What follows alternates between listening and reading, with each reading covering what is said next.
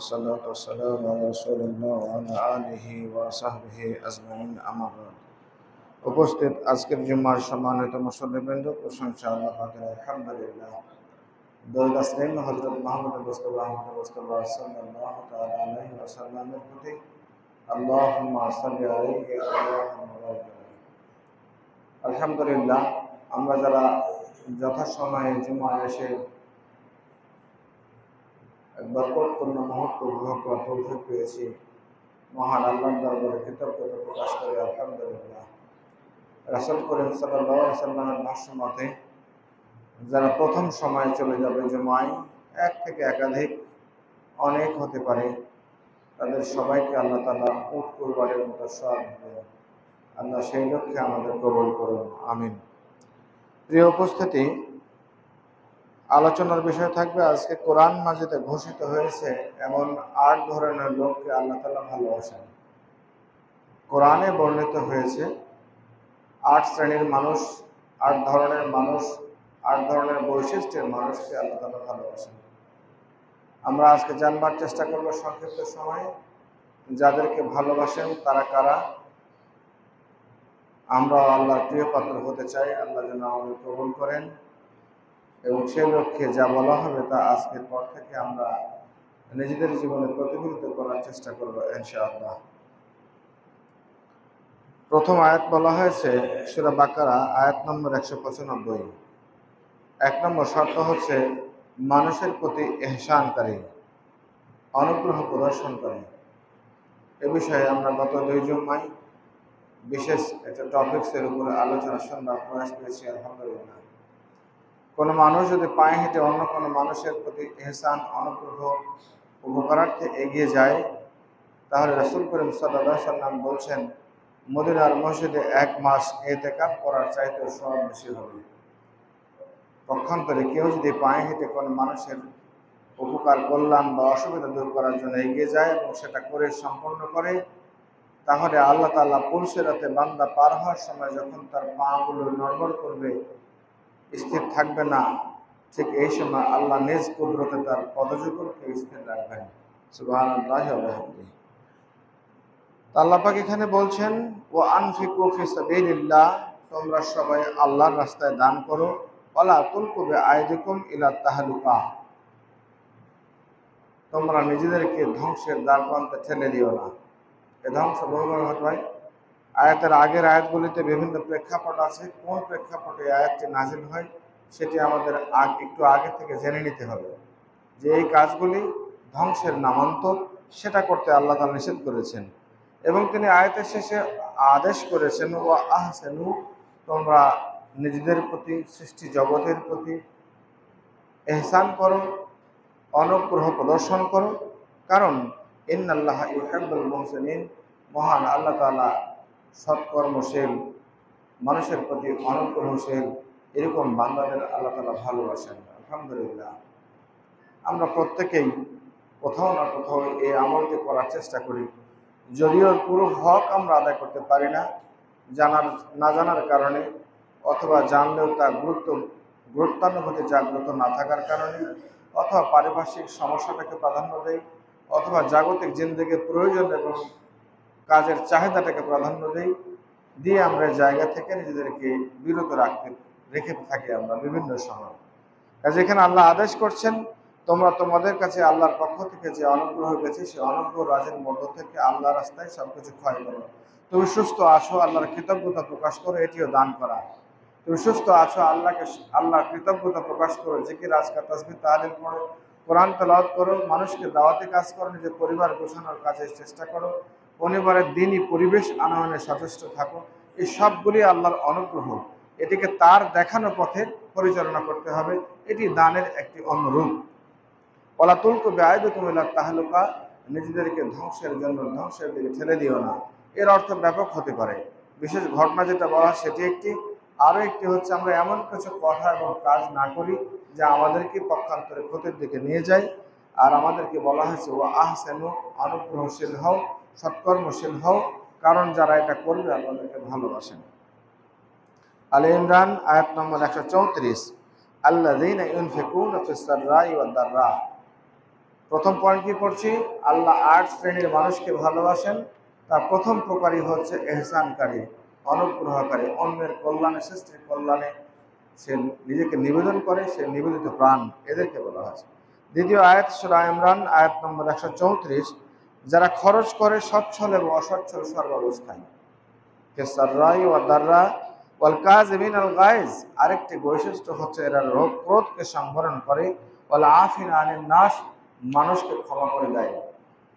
মানুষকে ক্ষমা করে দেওয়া, রাগ যেটা অ্যাপ্লাই করার ক্ষমতা আছে সেটাকে সংবরণ করা, সচ্ছল কিংবা অসচ্ছল অবস্থায় সাধ্যমতো পরিস্থিতির আলোকে নিজের দানের হাতকে সম্প্রসারিত করা, সহযোগিতার হাতকে সম্প্রসারিত করা, মানুষকে সুপরামর্শ কাছে থেকে অবস্থান করে সৎ সাহস দিয়ে সহযোগিতা করার মাধ্যমে এই কাজগুলি যারা করে, আল্লাহ ইউহিব্বুল মুহসিনিন, আল্লাহ বলছেন এই কাজগুলি হচ্ছে মুহসিনদের কাজ, সৎকর্মশীলদের কাজ, অনুগ্রহকারীদের কাজ।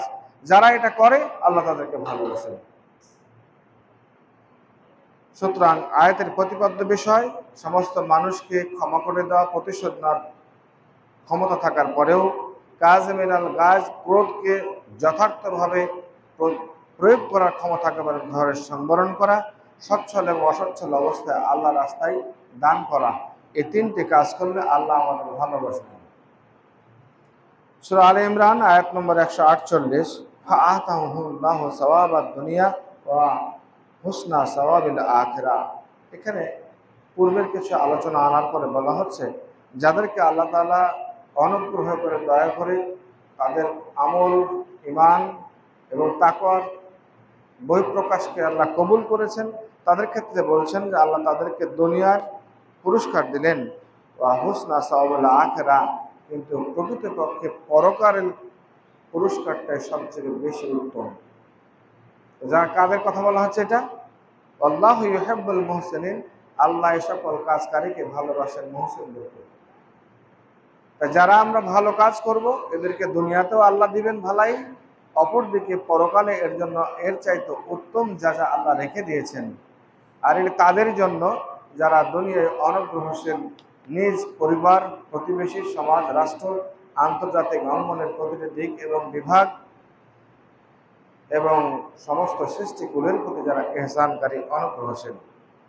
সূরা মায়েদা আয়াত নম্বর 13, এখানে আল্লাহ তাআলা বলছেন, ফাবিমা নাকযিহিম মিসাকাহুম লাআন্নাহুম ওয়া জাআলনা কুলুবাহুম কাসিয়াতুন ইউহাররিফুনাল কালিমা আন মাওয়াদিহি ওয়ান নাসু হাজ্জাম মিম্মা যুকিরা বিহি ওয়া লা তাযালু তাত্তালিউ আলা খায়নাতিন মিনহুম ইল্লা ক্বালিলা মিনহুম ফাআফু আনহুম ওয়াসফাহ ইন্নাল্লাহা ইউহিব্বুল মুহসিনিন। আল্লাহ বলছেন, তাদের নিজেদের অঙ্গীকার ভঙ্গের কারণেই আমি তাদেরকে নিজের রহমত থেকে দূরে নিক্ষেপ করেছি। আমরা যারা আল্লাহর কাছে কৃত ওয়াদা ভঙ্গ করে চলবো, একটি হচ্ছে রুহের জগতে ওয়াদা করে আসছি যে আল্লাহ তুমি যা মানবে তাই আমরা মেনে নেব। আরেকটি আদম আলাইহিস সালামকে যখন পাঠিয়ে দেন তখন তিনি বলেছেন, এটা মেনে চললে তোমাদের ভয় এবং থাকবে না, এটিও আমরা মেনে চলছি না।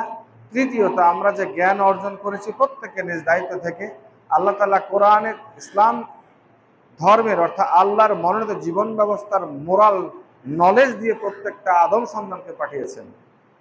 কেউ বলতে পারবে না যে ইসলামের মৌলিক ডিউটি সম্পর্কে আমি জানি না, একথা বলার কারো সুযোগ নেই। সুতরাং এটি জানার পরে যখন আমরা এটা মেনে চলবো না, এই সবগুলি হচ্ছে আমাদের এক প্রকার ওয়াদার অন্তর্ভুক্ত। তখন বলছে, এরপর যখন এরকম অবস্থা হয়েছে, এদেরকে আমি নিক্ষেপ করেছি আমার রহমত থেকে, তাদের হৃদয় কঠিন করে দিয়েছি। এখন তাদের অবস্থা হচ্ছে যে তারা শব্দের হেরফের করে, কথাকে এদিক ওদিক করে যে শিক্ষা তাদেরকে দেওয়া হয়েছে তার বড় অংশ ভুলে গেছে। প্রায় প্রতিদিনই তাদের কোনো না কোনো বিশ্বাসঘাতকতার খবর তুমি লাভ করবে, আল্লাহ রাসূল বলছেন। আর চিন্তা করেন, ইসলামী মূল্যবোধে আমরা যারা বিশ্বাসী, প্রতিনিয়ত কোনো না কোনো কোরআনের জ্ঞান, কোরআনের আহ্বান আপনার প্রতি আসছে, তো সেটাকে তৎক্ষণাৎ মেনে নিচ্ছি আমরা? না। মেনে না নেওয়ার অর্থ এটাকে অবজ্ঞা করা। মেনে নেওয়ার অর্থ এই জায়গায় আপনি অন্য কিছু বিশ্বাস করেন, তাহলে আপনি হেরফের করে দিলেন কিনা। যে দর্শন ইসলাম দিচ্ছে সেটা আপনাকে পছন্দ লাগছে না, যে ত্রুটিটা আপনার আজকে ধরা পড়লো, সে ত্রুটি থেকে আমি শুধরানোর চেষ্টা করছি না, তাহলে আপনি নিজেকেই নিজের চলার গতিপথটাকে ভিন্ন আঙ্গিকে ভিন্ন দর্শনের চলাটা শুদ্ধ মনে করছেন। এই কথাই বলা, তাদের অতি অল্প সংখ্যক লোক এই দোষমুক্ত আছে। কাজে তারা যখন এই পর্যায়ে পৌঁছে গেছে তখন তাদের যে কোনো কুকর্মই মোটেও অপ্রত্যাশিত না, যে কোনো সময় যে কোনো সিদ্ধান্ত তারা নিতে পারে। তাদেরকে মাফ করে দাও হে রাসূল, তাদের কাজকর্মকে ক্ষমার দৃষ্টিতে দেখো। আল্লাহ তাদেরকে পছন্দ করেন যারা সৎকর্মশীলতা এবং পরোপকারের নীতি অবলম্বন করে। মোদ্দা কথা, এখানে ত্রুটি বিচ্যুতি অনেক, আদম সন্তান করে বসছে, এরপরও আল্লাহ রাসূলের মাধ্যমে আল্লাহ ঘোষণা দিচ্ছেন এরপরও তুমি ক্ষমা করে দাও, কারণ যারা ক্ষমা করে সৎকর্মশীল পরের উপকার করে আল্লাহ এদেরকে ভালোবাসেন। 5 নম্বর সূরা মায়েদা আয়াত নম্বর 93, লাইসা আলাল্লাযীনা আমানু ওয়া আমিলুস সালিহাত জুনাহুন ফিমা তাইমু ইজা মাত্তাকাউ ওয়া আমানু ওয়া আমিলুস সালিহাত সুম্মাত্তাকাউ ওয়া আমানু সুম্মাত্তাকাউ ওয়া আহসানু আল্লাহু ইউহিব্বুল মুহসিনিন।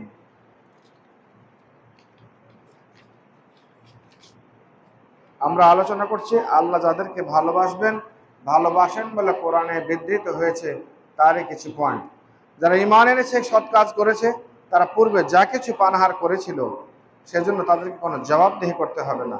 তবে শর্ত হচ্ছে এই যে তাদেরকে অবশ্য ভবিষ্যতে যেসব জিনিস হারাম করা হয়েছে সেগুলো থেকে দূরে থাকতে হবে। আমাদের ত্রুটি বিচ্যুতি হয়েছে, অনেক কিছু পান করেছি আমরা, অনেক কিছু ভোগ করেছি আমরা, অনেক ত্রুটি বিচ্যুতি হতে পারে। এই জায়গা থেকে আজকে জানার পরে আমাদের ফিরে আসতে হবে, যেটি তৎকালীন একটা বিশেষ প্রেক্ষাপটে নাজিল হয়েছিল। অতীতের সকল কৃত অপরাধকে আল্লাহ তাআলা ক্ষমা ঘোষণা করেছিলেন। আজকেও তাই আমাদের প্রতি, সবার প্রতি সে নির্দেশই হয়ে গেল, অতীতের সকল বিষয়কে আল্লাহ তাআলা ক্ষমা করে দিবেন যদি আজকে আমরা ফিরে যাওয়ার প্রত্যয় গ্রহণ করতে পারি। তা বলা হচ্ছে ইমানের উপর অবিচল থাকতে হবে, ভালো কাজ করতে হবে, তারপর যে যে জিনিস থেকে বিরত রাখা হয় তা থেকে তাদের বিরত থাকতে হবে। আল্লাহ যেসব হুকুম নাজিল হয় সেগুলো মেনে নিতে হবে, অতঃপর আল্লাহ ভীতি সহকারে সদাচরণ অবলম্বন করতে হবে, তাহলে আল্লাহ ভালোবাসবে। তাহলে অতীতে আমাদের তাই, অতীতে যা কিছু ভুলভাল হয়েছে, আমরা যা স্বাদ আস্বাদ গ্রহণ করেছি, খেয়েছি, সব কিছু আল্লাহ তাআলা মাফ করে দিবেন যদি আমরা আজকের পর থেকে পরবর্তী জিন্দেগিতে আল্লাহর হুকুম হাকাম মেনে চলার চেষ্টা করি। আল্লাহ আমাদের সেজন্য কবুল করুন। তাহলে ইহসান করতে গিয়ে যেসব 5টি আয়াত 5 জায়গায় বলা হয়েছে, এই 5টি আয়াতের মূল দাবি হচ্ছে আল্লাহর রাস্তায় সাধ্যমতো খরচ করতে হবে, তাহলে আল্লাহ ভালোবাসবেন। নিজের ক্ষতি নিজে না করলেই আল্লাহ ভালোবাসবেন। সদাচরণ করতে হবে, ক্রোধ দমন করতে হবে, অন্যকে ক্ষমাসুন্দর দৃষ্টিতে দেখতে হবে, সর্বোপরি সংযত জীবনযাপন করতে হবে। এই হচ্ছে ইহসান, যা আল্লাহ তাআলা পছন্দ করে। 1 নম্বর পয়েন্ট। 2 নম্বর পয়েন্ট হচ্ছে, এরপরে একটু আছে, ইহসানের স্তর আবার 2টি। একটি হচ্ছে আল্লাহ এবং বান্দার মাঝে সম্পর্ক। যেমন বান্দা আল্লাহ তাআলা সকল হুকুম হাকাম অপরিহার্য দায়িত্ব মনে করে একান্ত নিষ্ঠা ও আন্তরিকতার সাথে করবে, যা শুধু বান্দা এবং আল্লাহর মাঝে সম্পর্ক যুক্ত। এটি একটি ইহসান। কি বলা হলো? অর্থাৎ আল্লাহর হক সম্পর্কিত যত বিষয় আমার সাথে আছে আমি যথাযথ মানার চেষ্টা করব। এটি হচ্ছে একটি ইহসানের স্তর, যা আল্লাহ এবং বান্দার মাঝে সম্পর্ক যুক্ত। দ্বিতীয়টি হচ্ছে বান্দা এবং বান্দার সাথে সম্পৃক্ত। তাহলে আয়াতের অর্থ পড়েই যদি সামনে এগিয়ে যায় তবুও কিছুটা মিসগাইড হয়ে যাবে। সুতরাং এখানে 2টি বিষয় হচ্ছে, একটি বান্দার সাথে আল্লাহর সম্পর্ক, এটি সম্পন্ন করাও ইহসানের অন্তর্ভুক্ত। দ্বিতীয়টি হচ্ছে বান্দা এবং বান্দার সাথে সম্পর্ক, বান্দা অন্য সকল বান্দাদের ইহসান, পরকালীন সব বিষয়ের কাজসমূহ অত্যন্ত সচেতনতার সাবধানতার সাথে ঈমান এবং ইহতিসাবের সাথে করবে। তাহলে এটি হচ্ছে আরেকটি ইহসানের দ্বিতীয় স্তর। অর্থাৎ আপনার সাথে আমার, সংসার পরিবারের সাথে পরিজনের, কর্তাদের, সবার, প্রতিবেশীর সঙ্গে, সমাজের সঙ্গে, রাষ্ট্রের সঙ্গে পরস্পরের যে সম্পর্কগুলি রয়েছে এগুলো সুচারুভাবে করার চেষ্টা করতে হবে। এটি হচ্ছে ইহসানের দ্বিতীয় স্তর। সহিহ বুখারী হাদিস জিবরাইল আলাইহিস সালাম এসেছে, জিবরাইল আলাইহিস সালাম মানুষ রূপে এসে প্রশ্ন করেন ইহসান কি? দীর্ঘ হাদিসের একটি অংশ। নবী সাল্লাল্লাহু আলাইহি ওয়াসাল্লাম বলেন, ইহসান হচ্ছে প্রতিটি ইবাদত এভাবে করা যে তুমি যে আল্লাহকে দেখছো এমনভাবে ইবাদত করা, অথবা এমনভাবে ইবাদত করা যে আল্লাহ তোমাকে দেখছে। সুবহানাল্লাহ। এটিও আরেকটি হচ্ছে ইহসানের উত্তর। আমরা আরেকটি বিষয় জানার সুযোগ পাবো হয়তো ইনশাআল্লাহ। 2 নম্বর পয়েন্ট, যাদেরকে আল্লাহ ভালোবাসেন এটি হচ্ছে মুত্তাকি। আমরা সাধারণত সমাজে বুঝি যে লোকটা মানুষের 9-6 কোনো বিষয়ে যায় না, নিজেকে জাহির করার জন্য যত্রতত্র বাকবিতণ্ডা করে না, সাধ্যমতো কোরআন হাদিস মেনে চলার চেষ্টা করে, 5 ওয়াক্ত সালাতের পাবন্দি করে, সম্ভব হলে মানুষের কল্যাণ করে, এই লোকটাকে আমরা মুত্তাকি হিসেবে আমাদের ভাষায় ব্যবহার করে থাকি। মাশাআল্লাহ, এটি একটি দিক, কিন্তু মুত্তাকির এর চাইতে গভীরে কিছু দাবি আছে, সেটিও প্রত্যেকের জানা উচিত। আলে ইমরান আয়াত নম্বর 76, এখানে বলা হচ্ছে বালা মান আওফা বিআহদিহি ওয়াত্তাকা ফাইন্নাল্লাহা ইউহিব্বুল মুত্তাকিন। আয়াতের আগে পরে কিছু ঘটনা আছে, সেটি আপনারা জেনে নেবেন। এখানে বলছেন তবে হ্যাঁ, যারা তার কৃত ওয়াদা পূর্ণ করবে এবং আল্লাহকে ভয় করবে, তাকে আল্লাহ তাআলা ভালোবাসেন। তাহলে আগের এহসানের সাথে সম্পর্কিত আছে এই বিষয়টি। আমরা আমাদের রুহের জগতে ওয়াদা, জ্ঞানের জগতে ওয়াদা, অবস্থার জগতে আমাদের ক্ষমতা, সবকিছুই হচ্ছে আমাদের একটি আমানত। এটি আল্লাহর সঙ্গে চুক্তি করে এসেছি, তার কথা মতো মেনে চলবো। এটিকে পূর্ণ করতে পারলে আপনার খোদাভীতি অবলম্বন হবে, আর খোদাভীতি অবলম্বন হলে আল্লাহ তাআলা আপনাকে ভালোবাসবেন। প্রিয় উপস্থিতি, প্রত্যেকের কাছে কোরআন এবং সুন্নাহর যতগুলি বিধান, আমল, আদেশ এবং নিষেধ আমাদের হৃদয় পটে অঙ্কিত আছে, স্মৃতিপটে এখন আমরা বলতে পারি, আমরা বুঝতে পারি। এসব কিছু মেনে চলার উদ্যত্ত আহ্বান জানাচ্ছি। এটি আমাদেরকে তাকওয়ার কাতারে নিয়ে যাবে, আর তাকওয়ার কাতারে গেলে আল্লাহর ঘোষণা যে ইন্নাল্লাহা ইউহিব্বুল মুত্তাকিন, নিশ্চয়ই আল্লাহ তাআলা যারা সংযত জীবনযাপন করে, আল্লাহকে ভয় করে চলে, এদেরকে আল্লাহ তাআলা ভালোবাসেন। কে না চায় আল্লাহ আপনাকে ভালোবাসুক? পৃথিবীতে এমন কোনো আদম সন্তান যারা আল্লাহ রাসূলকে বিশ্বাস করেন, তারা এমনটি কেউ চায় যে আল্লাহ তাকে ভালো না বাসুক? এটা কেউ চায় না আমরা। সুতরাং আল্লাহর ভালোবাসা পরিপূর্ণতা আনতে গেলে সে বিষয়ে সম্যক ধারণা অর্জন করে বাস্তবে রূপ দেওয়ার চেষ্টা করতে হবে, তবেই আমরা মুত্তাকির কাতারে যেতে পারবো ইনশাআল্লাহ। সূরা তাওবা আয়াত নম্বর 4, ইল্লাল্লাযিনা আহাদতুম মিনাল মুশরিকিনা লাম সুম্মা লাম ইয়ানকুসুকুম শাইয়া ওয়া লাম ইউজাহিরু আলাইকুম আহাদুন ফাআতিমু ইলাইহিম আহাদাহুম ইলা মুদ্দাতিহিম। এখানে একটি বিষয়, মুশরিকদের সাথে কিছু বিষয় চুক্তি হয়েছিল।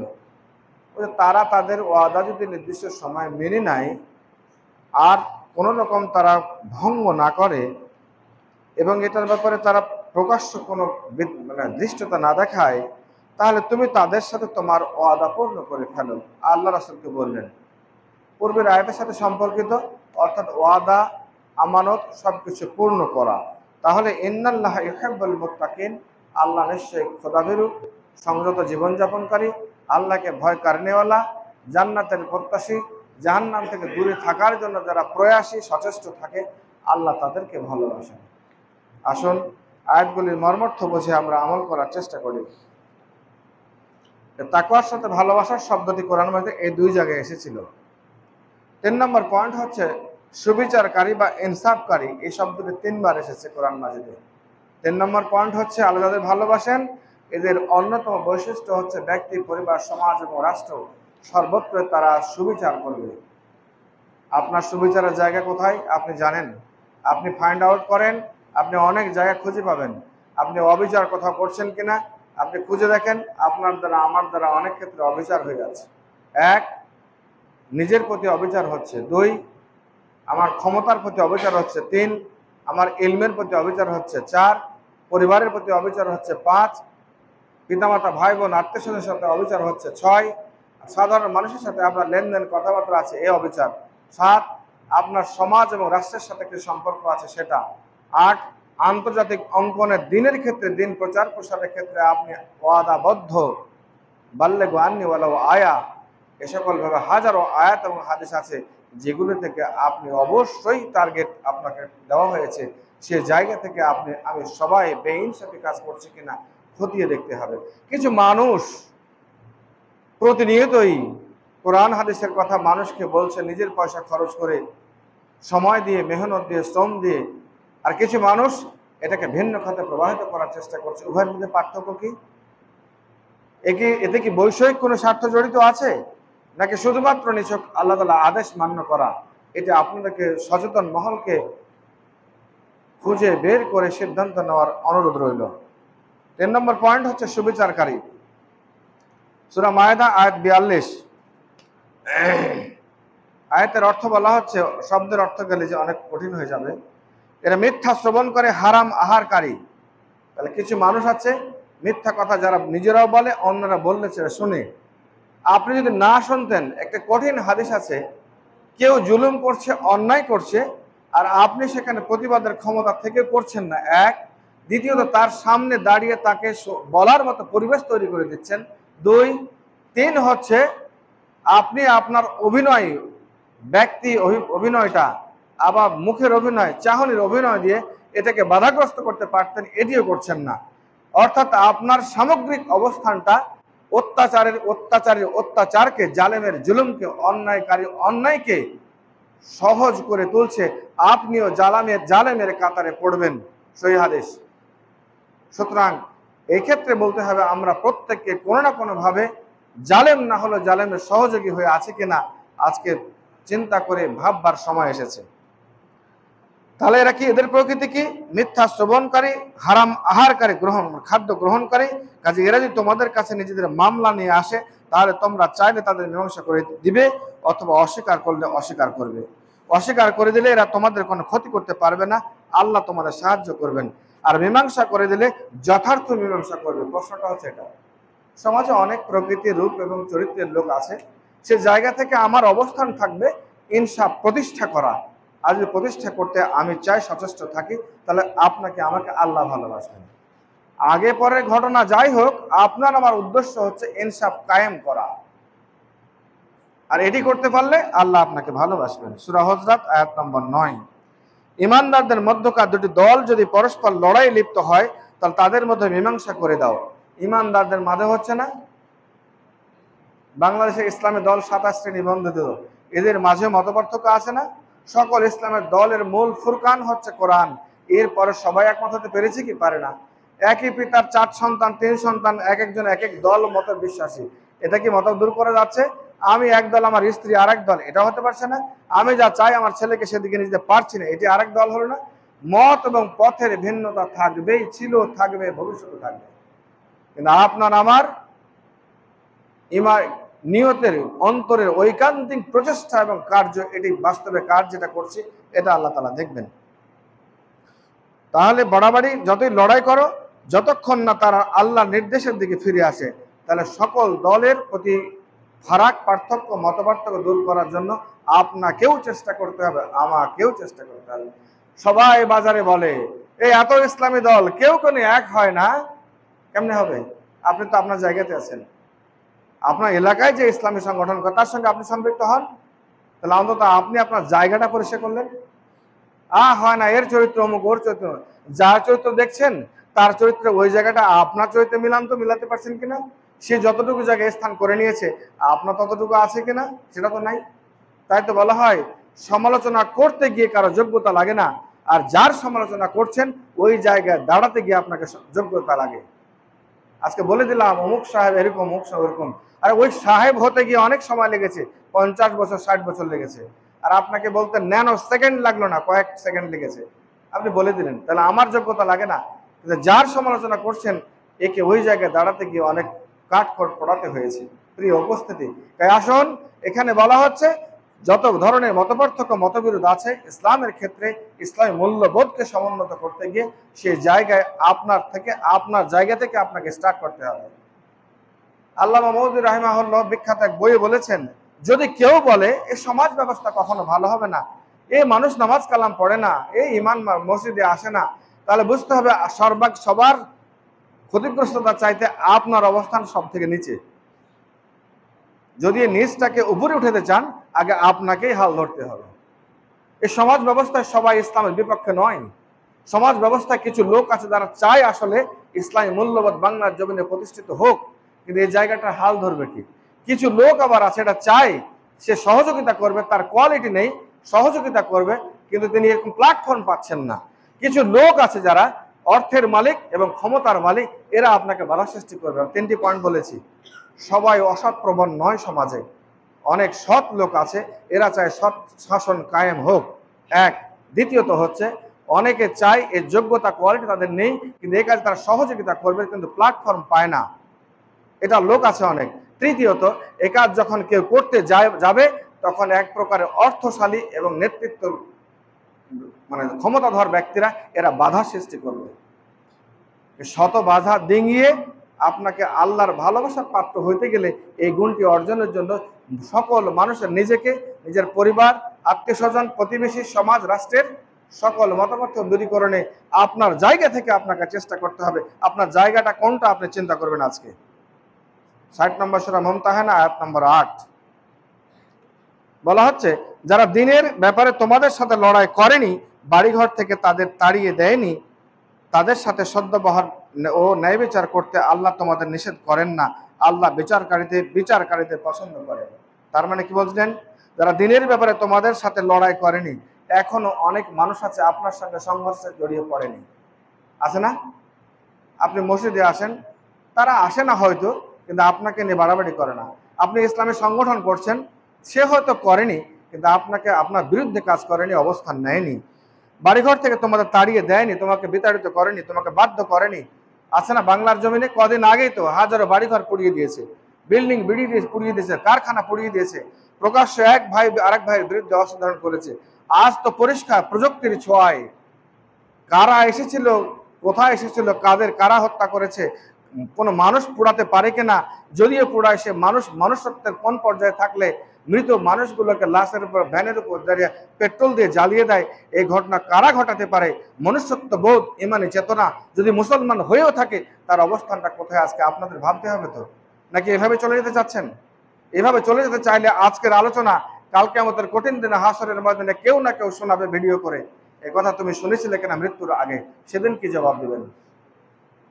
আপনাকে পাঠিয়েছে দুনিয়ার হাওয়াই খাওয়ার জন্য না, এ মালাই খাওয়ার জন্য পৃথিবীতে পাঠায়নি তো আপনাকে। আমায় কি আল্লাহর রং তামাশা শুরু হয়ে মনে করেছিল আল্লাহ?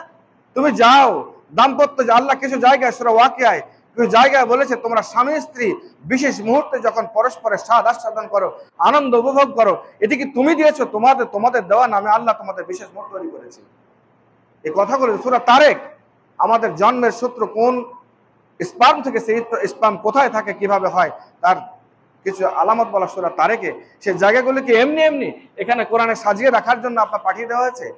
আল্লাহর অক্সিজেন এত বেড়ে গেছে, আপনাকে পিতামাতার মাধ্যমে পৃথিবীতে আনার পরে অক্সিজেন খাও, আর মেয়ে নিয়ে ঘুরো, আর বিয়ে করো, মজা আনন্দ করো, বাচ্চা নাও, বাচ্চা আব্বা আব্বা করে ডাকবে, শ্বশুর বাড়ি থেকে হালুয়া পিঠা খাও, খেয়ে আবার ইচ্ছা করলে নামাজ পড়ো, না হলে পড়ো না, আবার মরে যাও, আমি তোমাকে জান্নাত দিয়ে দেবো, কারণ তোমার নাম আব্দুল্লাহ।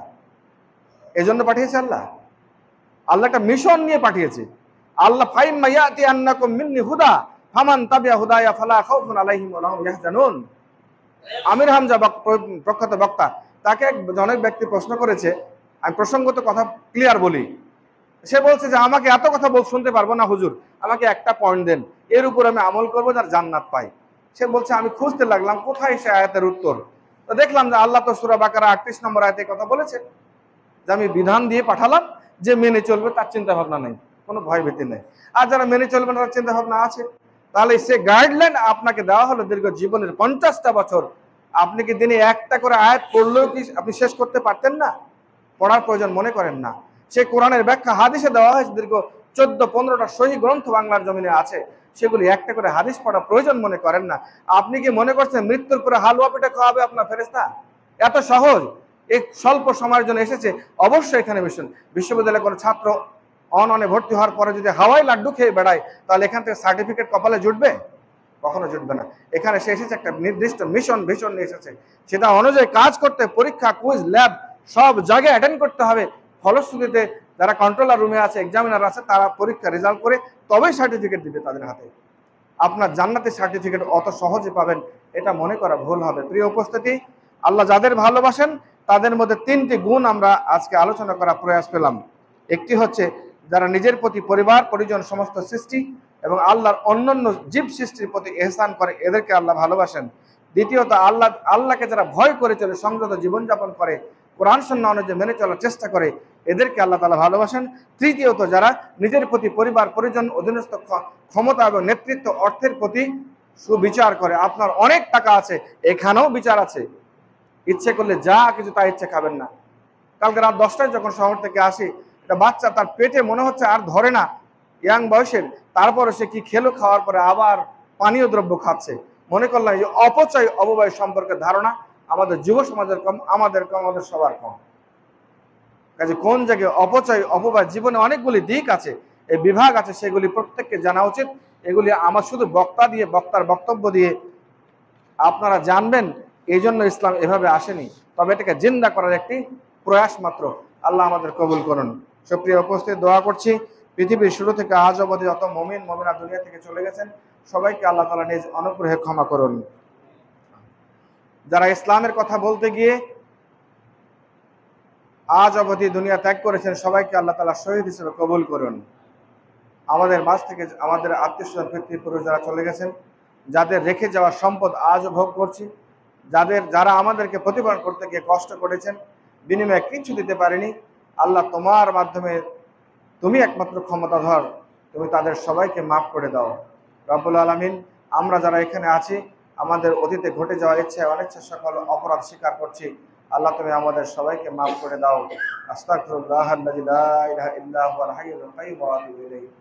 এই বাংলার জমিন সহ সারা পৃথিবীর সমস্ত মুসলিম কমিউনিটি তুমি তোমার গায়েবী মদদ দিয়ে সাহায্য করো, আমিন। আল্লাহ যদি আমাদের ভুল ত্রুটি থেকে থাকে মুসলমান ভাইদের, তাদের ঐক্যবদ্ধ হয়ে তোমার প্রতি ভরসা করার তৌফিক দান করো, আমিন। বাংলার জমিনে বিশেষ এক পরিস্থিতি বিরাজ করছে, এখানে কোনো যেন বাতিল চিন্তাধারা, বাতিল ষড়যন্ত্র, আসমানি বালা জমিনি বালা থেকে তুমি সকল ইমানদার ভাইদের তুমি হেফাজত করো। সকল ষড়যন্ত্রকে, বাংলার স্বাধীন সার্বভৌম রাষ্ট্রকে তুমি রক্ষা করো, আমিন। যারা ক্ষমতায় আছেন তাদেরকে সুস্থ সিদ্ধান্ত নেওয়ার তৌফিক দান করো, আমিন। যত বাতিল শক্তি ষড়যন্ত্র আছে, সকলের হাত থেকে তুমি তোমার গায়েবী মদদ দিয়ে আমাদের সাহায্য করো, আমিন। আজকে যে আলোচনা হলো, আলোচিত কোরআন থেকে 3টি গুণ অর্জন করলে তুমি আমাদের ভালোবাসবে, তোমার প্রিয় পাত্র হতে চাই আমরা, সেই গুণগুলি অর্জন করে বাস্তবে রূপ দেওয়ার জন্য তুমি তৌফিক দান করো, আমিন। ওয়া সাল্লাল্লাহু আলা নবী। আসসালামু আলাইকুম ওয়া রাহমাতুল্লাহি ওয়া বারাকাতুহু।